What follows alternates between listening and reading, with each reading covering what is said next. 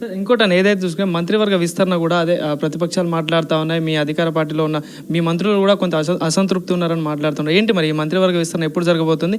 ఇంకోటి గత కొన్ని రోజులు కూడా సోషల్ మీడియాలో బాగా వైరల్ అయింది, బల్మూరు వెంకట్ కూడా మంత్రి పదవి రాబోతుందని మాట్లాడుతున్నారు. ఏం చెప్తారు దీనిపై క్లారిటీ ఏమి ఇస్తారు? ఒకవేళ వస్తే ఎట్లా ఉండబోతుంది? మా పార్టీల సీనియర్లు, అనుభవం ఉన్నోళ్ళు, ఆ శాఖలలో పనిచేయడానికి చాలా మంది మేధావులు ఉన్నారు.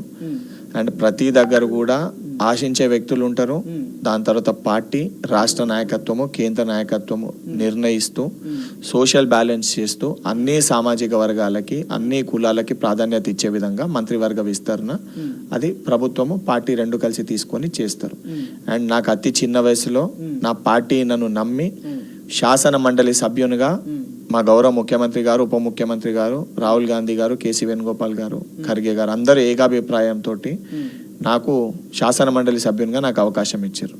నాకు ఇచ్చిన అవకాశాన్ని ప్రజల కోసం ఏ రకంగా ఉపయోగించుకోవాలి, నాతో పాటు పనిచేసిన నా సహచర కార్యకర్తలకి, నా కుటుంబ సభ్యులకి, నా అన్నతమ్ములకి ఏ రకంగా ఉపయోగపడాలనే దిశగా నా పని ఉంటుంది తప్ప నాకు ఇది కావాలి అది కావాలని చెప్పి ఇతరులకి అతి ఆశపడే వ్యక్తి బల్మూరు వెంకట్ కాదు.